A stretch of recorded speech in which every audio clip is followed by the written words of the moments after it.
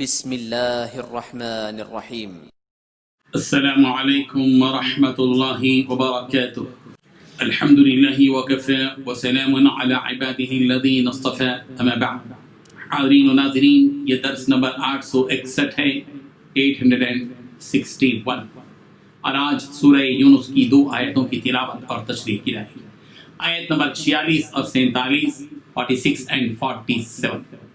چلیے سب سے پہلے ان 2 آیتوں کی ہم تلاوت کرتے ہیں، لفظی ترجمے اور ترجمے کے بعد تشریح کرتے ہیں۔ اعوذ باللہ من الشیطان الرجیم، بسم اللہ الرحمن الرحیم۔ وَإِمَّا نُرِيَنَّكَ بَعْدَ الَّذِي نَعِدُهُمْ أَوْ نَتَوَفَّيَنَّكَ فَإِلَيْنَا مَرْجِعُهُمْ ثُمَّ اللَّهُ شَهِيدٌ عَلَى مَا يَفْعَلُونَ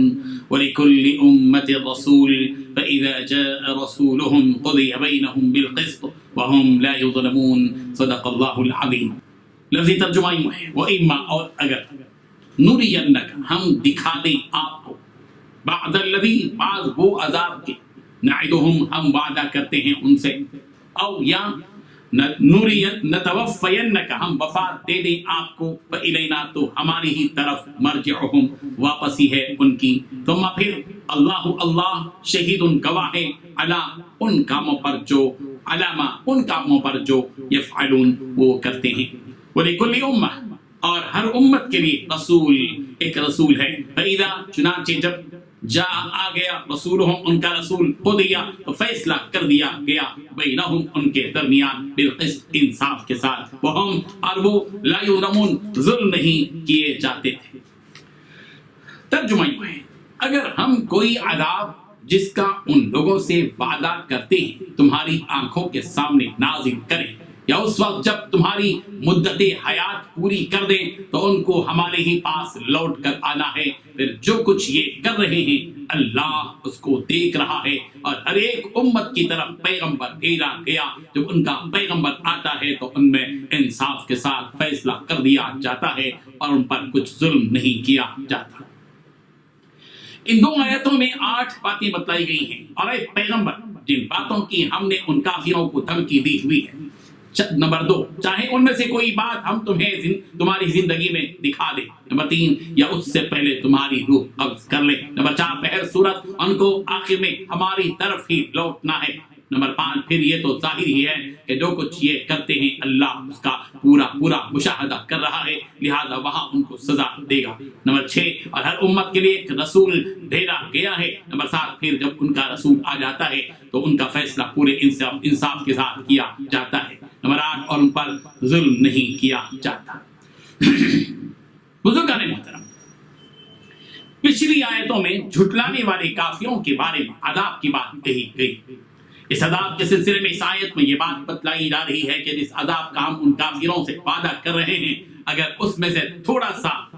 حصہ ہم آپ کو دکھلا دیں، یا ہم آپ کو وفات دیں، ہمارے ہی پاس ان سب کو آنا ہے۔ رسول اللہ صلی اللہ علیہ وسلم کو جھٹلانے کی وجہ سے عذاب میں مبتلا کیے جانے کی جو وعید نازل ہوتی رہتی تھی، ان کے بارے میں بتلایا جا رہا ہے کہ جس عذاب کا ہم ان سے وعدہ کر رہے ہیں،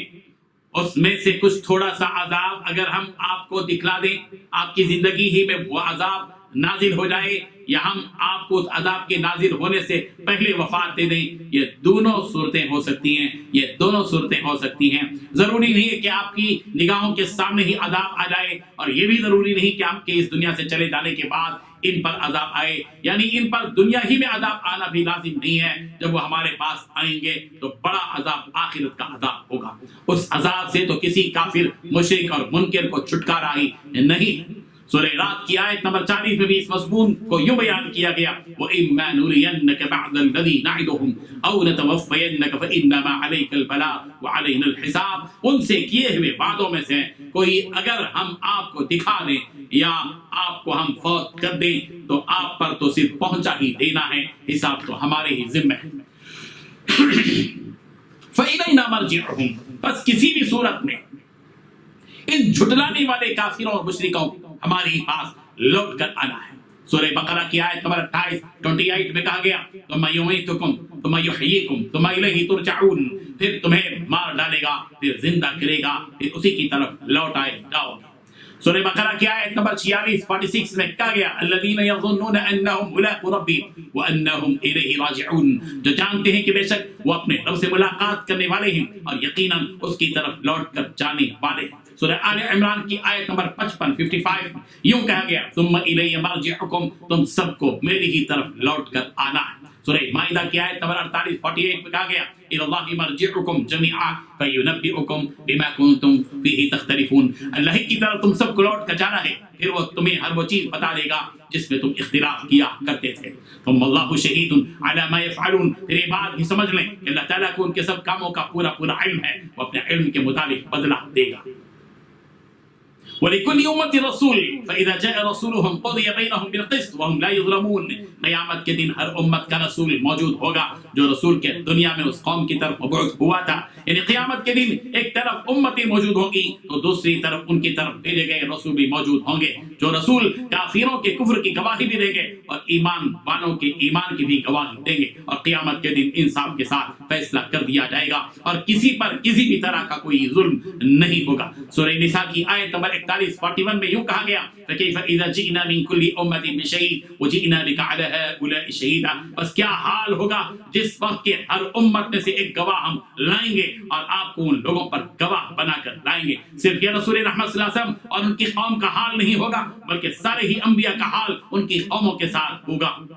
اس لیے کہ اللہ تبارک و تعالیٰ نے گزری ہوئی امتوں میں سے ہر امت کی طرف رسول بھیجا، جو رسول ان قوموں کو اللہ پر اور آخرت پر ایمان کی طرف بلاتے تھے اور اس عمل صالح کی طرف بھی بلاتے تھے جو آخرت میں نجات کا ذریعہ ہے۔ سورہ فاطر کی آیت نمبر 24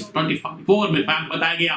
وَإِن مِّنْ أُمَّةٍ إِلَّا خَلَا فِيهَا نَذِيرٌ، اور کوئی امت ایسی نہیں ہوئی جس میں کوئی ڈر سنانے والا نہ گزرا ہو۔ پھر جب ان رسولوں نے ان قوموں کے سامنے واضح نشانیاں رکھ دیں، اس کے باوجود انہوں نے نبیوں کو جھٹلایا، تو اللہ تعالیٰ ان نبیوں اور قوموں کے درمیان انصاف کے ساتھ فیصلہ کر دیں گے، جھٹلانے والوں کو عذاب دیں گے اور ان رسولوں کو اور لوگوں کو جنہوں نے ان نبیوں کی تصدیق کی انہیں نجات عطا کریں گے۔ اللہ تبارک و تعالیٰ ہم سب کا خاتمہ ایمان پر فرمائے اور قیامت کے دن کے ان ہولناک مناظر کے موقع پر اللہ ہم سب پر رحم فرمائے، ہماری مغفرت فرمائے اور ہمارے درجات بلند فرمائے۔ وآخر دعوانا ان الحمد للہ رب العالمین۔